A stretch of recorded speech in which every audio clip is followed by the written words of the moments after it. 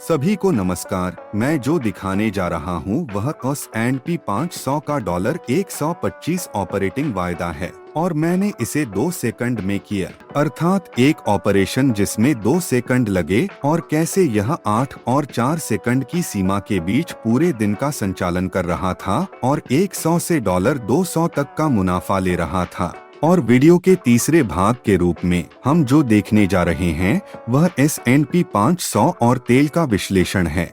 इसके अलावा सभी नई अस्थिरता और उन सभी गिरावटों के साथ जो आज तक थे, जिसमें हमारे पास तेल की कीमतों में 17% की गिरावट थी और S&P 500 में 6% की गिरावट थी, जो कि किसी भी तरह से बिल्कुल भी नहीं देखा जाता है। तो ठीक है, चलो वीडियो पर चलते हैं। मैं अब उन्हें बोर नहीं करता।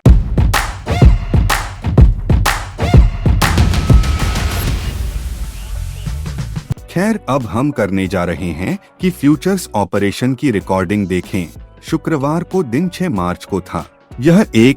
यह शुक्रवार 6 मार्च का संचालन है और हम जो देखने जा रहे हैं वह समय है जब मैंने 2 अनुबंधों के साथ एक ऑपरेशन किया और एक उच्च अस्थिरता आंदोलन में $125 सकारात्मक देखा। मैं लाभ के साथ 2 सेकंड तक जाता हूं, तो चलिए उसे खेलते हैं। खैर, हम पहले जो देख सकते हैं वह यह है कि कीमत दूसरे पीओ के निचले हिस्से में मात्रा में उछलती है, क्योंकि मुख्य एक 2009.88 में है। मैं जो देखना शुरू करता हूं वह यह है कि यह आंदोलन के अंत का एक विचलन बनाना शुरू कर देता है। हम इसे वीडियो में थोड़ी देर बाद देखने जा रहे हैं। मैं ऑसिलेटर को चिह्नित करने जा रहा हूं और उस कीमत को जो थरथरान वाला नई न्यूनतम बनाना बंद कर रहा है और कीमत नए न्यूनतम बनाने के लिए जारी है, वहां मैं इसे चिह्नित कर रहा हूं और वहां हमारे पास आंदोलन के अंत का एक विचलन है। तब मेरे पास पहले से ही पहला कारण था कि कीमत क्यों बढ़नी चाहिए, वहां फ्रेम, और दूसरा कारण यह है कि यह बाहरी क्षेत्र के खिलाफ कर रहा है। इसलिए जब यह मोमबत्ती दूसरे और अच्छी तरह से शुरू होती है तो यह मोमबत्ती अब इसे नहीं पकड़ सकती थी। मैं इस मोमबत्ती को हड़पने में सक्षम होना पसंद करता था, लेकिन चूंकि अस्थिरता इतनी अधिक थी, इसलिए मैंने जो करने का फैसला किया वह अगले एक को पकड़ ले और अगले के एक छोटे से आंदोलन को पकड़ो। जब मैं एक से अधिक अनुबंधों के साथ अस्थिरता बहुत अधिक ऑपरो है तो मैं क्या करने जा रहा हूँ? अगर मैं एक स्विंग ट्रेडिंग करता हूँ तो उनके पास एक एकल अनुबंध है, लेकिन अगर नहीं, या एक छोटे आंदोलन में 2 के साथ, और मैं आंदोलनों को पकड़ता हूं जो मुझे पता है कि जहां मैं ऑपरेशन खोल रहा हूं उसके पक्ष में जाने की उच्च संभावना है, और हमारे पास लंबे समय तक एलसिस्टा साप्ताहिक प्रवृत्ति की एक संभावित लाइन है जो हमें नहीं पता कि पुष्टि करना है या नहीं। यह शांति से पारित हो सकता है। आप उस गिरावट को जारी रख सकते हैं जो वास्तव में कुछ होने की संभावना है, लेकिन हमें प्रवृत्ति की इस लाइन को नियंत्रित करना होगा। अब मैं जो करने जा रहा हूं वह फाइबोनाची रिट्रीट टूल का उपयोग करना है। मैं पहला बिंदु, दूसरा बिंदु लेता हूं और यह चिह्नित करता है कि यह सब एल्सिस्ट स्विंग 61.8% का झटका है। यह साप्ताहिक मोमबत्ती तक पहुंच गई। मैं इसे 1 सप्ताह में क्यों डालता हूं? मूल रूप से क्योंकि यह दैनिक ग्राफिक्स में विश्लेषण किया जा सकता है, लेकिन ध्यान दें कि दैनिक ग्राफिक बहुत अधिक शोर है और हमारे पास यह सब लेने के लिए आवेग है, और हमारे पास 61.8% क्षेत्र के लिए एक त्वरित झटका है। यह ट्रेंड लाइन को भी छूता है, तो अभी के लिए हमारे पास 61.8% और ट्रेंड की लाइन है।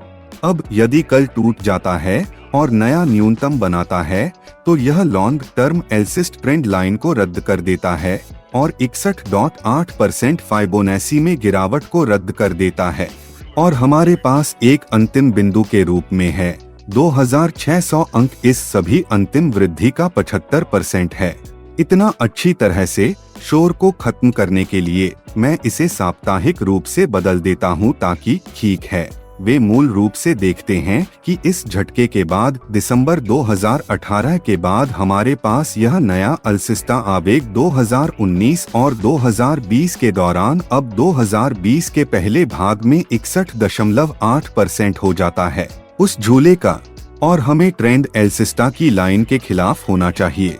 तो उन दो चीजों के साथ मैं बस यहाँ विश्लेषण छोड़ने जा रहा हूँ।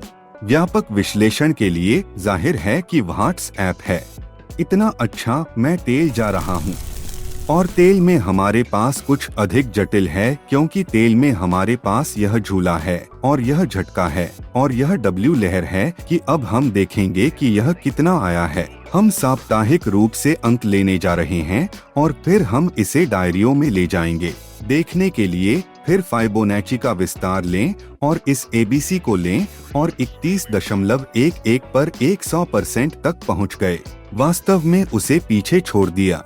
लेकिन अगर हम दैनिक ग्राफिक में जाते हैं, अब हमें इस अंतिम स्विंग को और अधिक साफ सुथरे तरीके से लेना होगा और बी का अंत लेना होगा, और हमें यह देना होगा कि यह $28 जोन में 61.8% तक पहुंच गया। मैंने वास्तव में इसे संचालित नहीं किया। मैंने कल्पना नहीं की थी कि तेल में 17% की खाई के रूप में अचानक होने की गिरावट। सच्चाई को पता नहीं था कि क्या होने वाला है, इसलिए हमारे पास इस उद्देश्य को 31.11% और 28.6% का उद्देश्य प्राप्त हुआ है। दोनों बेसिस्ट स्तर हैं जो तेल में पहुंच गए थे। हालांकि हमें मेक या ब्रेक टूल का उपयोग करना होगा, और हमारे पास तीसरा उद्देश्य है जो सिग्नल है, जो वह है जो सलाह समूह को भेजता है, जो 2018 की अंतिम गिरावट के बाद से निर्धारित समय में भी आया था। तो ठीक है, हमारे पास मूल रूप से तेल है जो 3 संभावित सेटबैक बिंदुओं पर पहुंच गया है, और यहाँ से यह एल्सिस्ट पदों को लेना होगा।